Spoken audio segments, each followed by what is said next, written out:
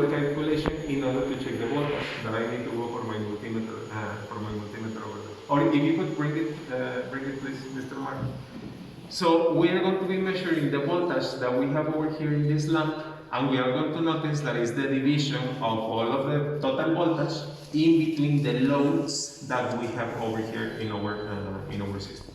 Yeah, thank you, Lucas. So now I'm going to select 200, I'm going to select AC, and I'm going to be measuring the voltage from this.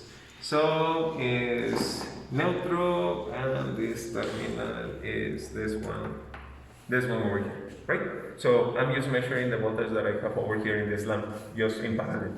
Literal, just AC. Yeah. So in this one, well, for the connection, I already told you, this one is in series, all of the lamps. For this one, the relays are 24 volts. That's the reason I'm using this 24 volts connection, this one over here, in order to energize my relays, that is with this cable connection over here. This one is to energize, like over here we have like a mini section of control and mini section of power. Well, this one is energizing the mini section of control. So this cable is to activate or to energize the relays, right? Then, how do I activate the relays? I have the protection with optocouplers. You remember that optocouplers is an optical isolation. You have an emitter, you have an optotransistor.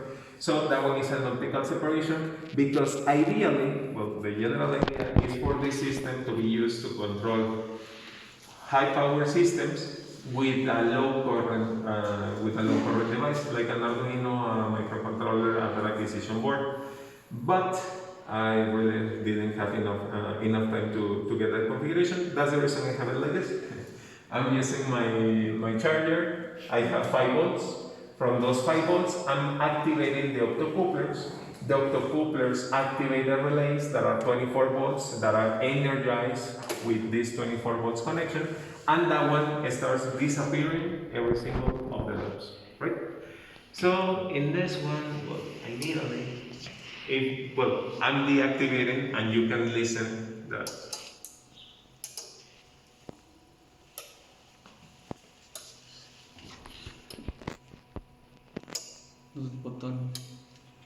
Yeah, the relays. So in that one, none of the relay is activated. Right now, all of the lamps are present in the circuit, right? So I have all of the 8 lamps plus that one. If I activate my system, you are going to notice that the 128 volts is being divided in between 8 plus 1. Could you tell me over there with your calculator? This one should be measuring a little bit. Oh. Damn. Yeah, could you tell me how much is 128? 1.3. Okay? 1.3. 1.3, okay. Approx. Over here we have 128 over 9? No. Okay, could you really, yeah, well, approx. So for example, in that one we have 14.2. Over here we are measuring 16.5. Why? It's not because of the BP or VRMS. It's because of the electrical characteristics of the lamps. Originally, every single lamp that we have over here, it was exactly the same characteristics, the same brand, the same watts. But if you notice, this one over here is different from the others. This one over here is a little bit brighter because it has an optimal characteristic. It's a little bit newer. It's because sadly I break the previous one. So this one has different characteristics. So this one is consuming a little bit more voltage or consuming a little bit less.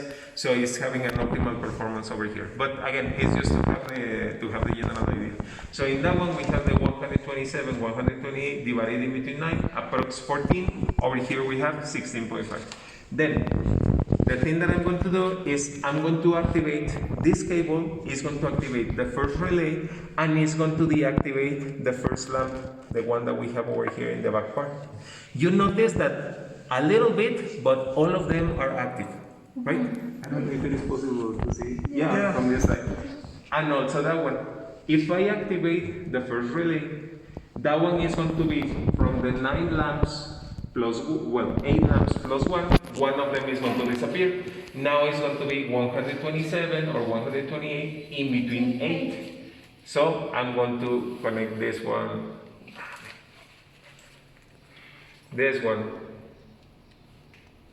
to voltage, and it didn't work because I lost. I'm sorry. It's because I lost the connection of the relays. How do I do this? On the navigator of here.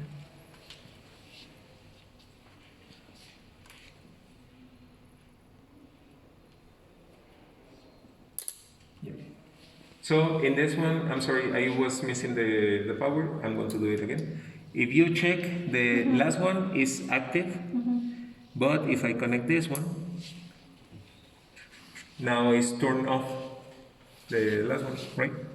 Yeah, this last one is deactivated because the relay is already closed. So if the relay that is in parallel with the lamp is closed, the current goes through the relay instead of through the lamp. So now we have approx 15.8, and over there it increases from 16.4 it was to 18.3. Why? Because again, now you are dividing the voltage instead of 9, just 8. And if I continue doing that, for example, this one is going to turn off this first lamp. Now you are dividing the 128 or 127 in between 6 plus 1, that is 7, and that one increases. I don't know if you could be registering that and those values. That is now without 2 lamps is 24.4.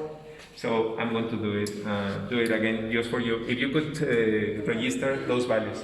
In the first one, ideally, is 16.8, 16.7. Without 1 is 18.3.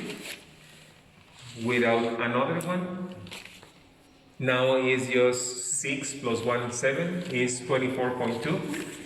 Then without the next one,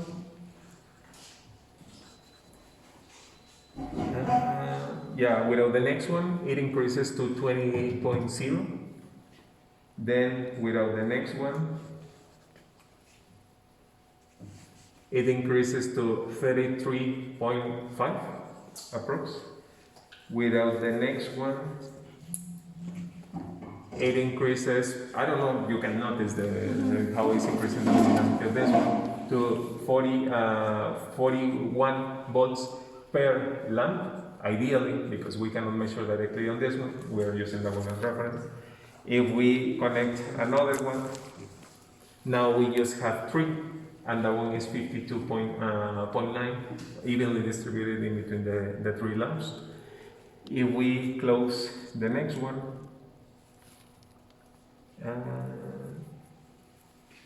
no, this one didn't disconnect.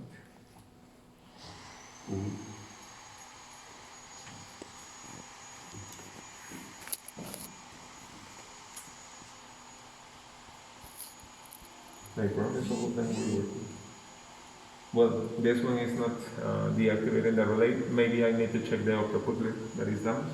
I'm going to disconnect another one.